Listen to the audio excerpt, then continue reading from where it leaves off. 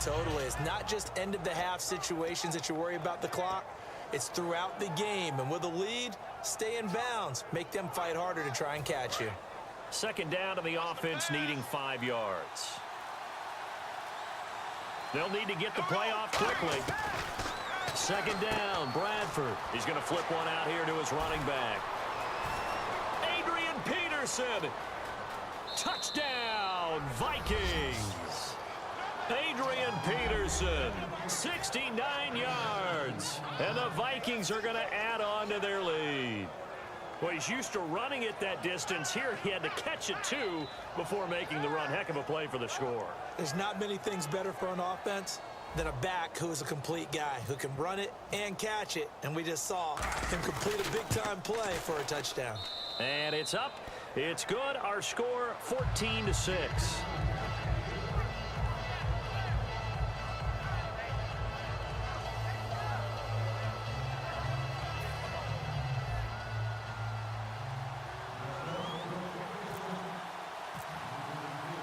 And so we have the touchdown. Now here's Blair Walsh to kick this one away.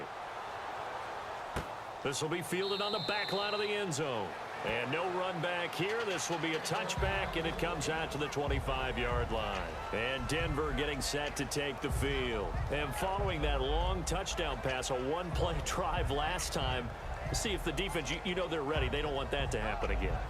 And you would have thought they would have been ready the last time. I mean, that's what you work on all the time. Make sure that no one gets behind you. That's the cardinal sin of defense, not giving up the long pass. They did. Let's see how they adjust. In the backfield is Anderson. And they'll give it to him here. And he is going to lose yardage here. It's a loss of 2 there, bringing up second down.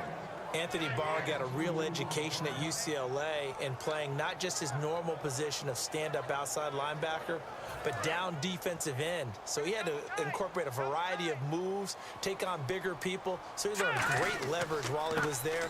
That really helps him when he's trying to stop people running the ball. Born in South Bend, Indiana. Thought about going back to go to Notre Dame, but you're right. Great career at UCLA and now a great career in the NFL. On a second and long, it's really nice to see an offense that has enough confidence to run the football in that situation. I think that goes back to their practice and game planning. They've seen things that they've seen on tape and in previous games that led them to believe that even in a long-distance situation, they can still run the football and gain enough yardage to put themselves in a good spot on third down. Just a 1-yard gain on the play, and that'll mean a call to the punt team as it's 4th down. And no move to get the offense off the field. They're going on 4th and 5. And now a whistle and a timeout called by the kicking team. It's just their first, so 2 remaining as they burn one here in this third quarter.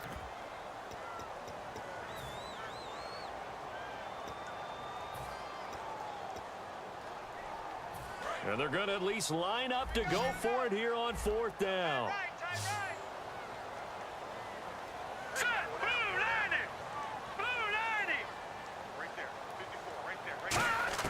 And they'll indeed go for it with Lynch. And able to find Green. And he'll be taken down, but not before he gets into enemy territory. Give him 23 yards on the pickup. And they're able to pick up the conversion here on 4th down. Lynch, and no escaping this time as he'll go down. They got him for a sack. Sharif Floyd in there to pick up his 2nd sack now of the afternoon. They come out 5 wide, 3 of them to the right side. On second down, here's Lynch. And it's caught over the middle by the tight end Green. And he eventually goes down, but not before reaching the 30-yard line.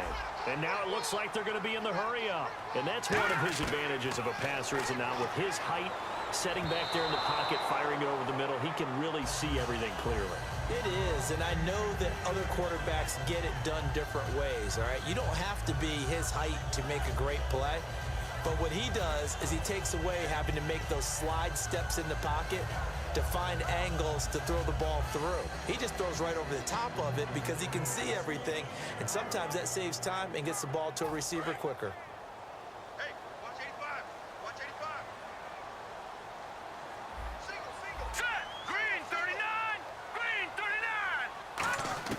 2nd and 10 now. It's Lynch.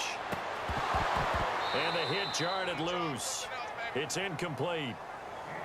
Today's NFL, these big guys are featured receivers. They move them all over the place to try and find good matchups, and they had one. They were just unable to complete the pass.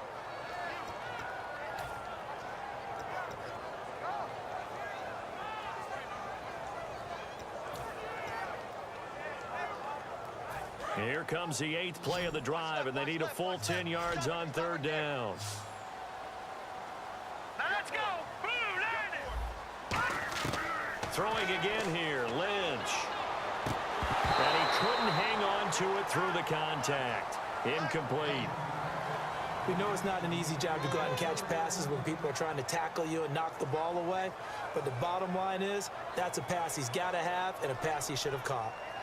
The 3 straight incompletions, they don't care. That hasn't dissuaded them. They're going to go for it on 4th. Here we go now. 4th down. Here's Lynch. And it is incomplete. Charles, sidestepping for a minute. Looking back to Sunday, we saw some clock management issues. You look at the Indianapolis game, the Dallas game, and how that shook down. But when you're a player or coach in those situations late, how hard is it to be aware of what's going on? Because it's easy for us sitting on the couch to critique. It's a lot harder than maybe we give credit to, because heat of the moment, the anxiety levels have gone sky high, the competitive juices are flowing. A lot of coaches keep cards with them that tell them when to, how you're supposed to use the clock down the stretch. You don't always get the math right. That's why I think a lot of teams now are going to go to having someone designated in the press box to handle clock management issues and advise the head coach, because they should be able to think clearer up there rather than down on the sidelines where the heat is really rising. And they're 6 yards away from picking up the first here on 2nd down. Time running out here on the play clock. Green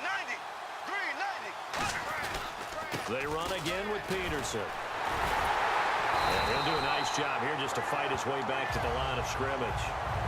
They'll say no gain on the play there, and now it'll be 3rd down. But at least he was able to break that initial contact, or it could have been a loss. Yeah, give credit to the defensive player, though. What did he do? Made him slow down, slow up his feet, and allowed the rest of the guys to get there to finish him off. And the offense in that middle ground here on 3rd down, 5 yards to go. Play clock winding down. And on 3rd down, a nickel formation here defensively. Now a hit, and the ball comes out. Bradford has lost it. It's picked up by the taking it right down Broadway. And this is going to be brought back for a Denver touchdown. So they were down by a touchdown, probably just hoping the defense could hold it, maybe force the punt. Instead, they force the turnover and take it into the house. Well, the plan was perfect. That's exactly what they wanted. Instead, they got a lot more than that. Big-time capitalization by taking the ball away and putting it in the end zone.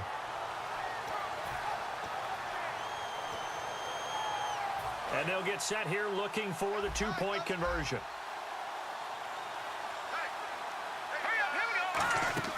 They'll try and throw for it. It's complete, and he'll get into the end zone, and those 2 points are going to tie the game.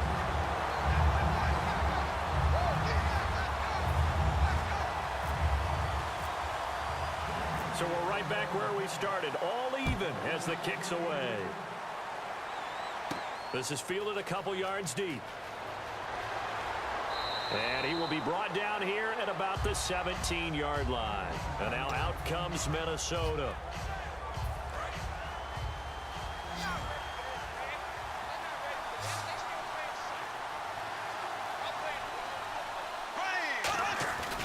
They start the drive with Peterson. And there just continues to be nowhere to run. He's bottled up again at the line of scrimmage. It's not always as straight as that team wanted it more than the other, but on that play, it actually was true. They were faster to the ball. A little bit of ground to make up for the offense as they face a 2nd and 11. The play clock's running down. Now Bradford. He sets to fire deep. He's got a man. Complete. Touchdown, Vikings. A big play there. 83 yards. And the Vikings are going to take the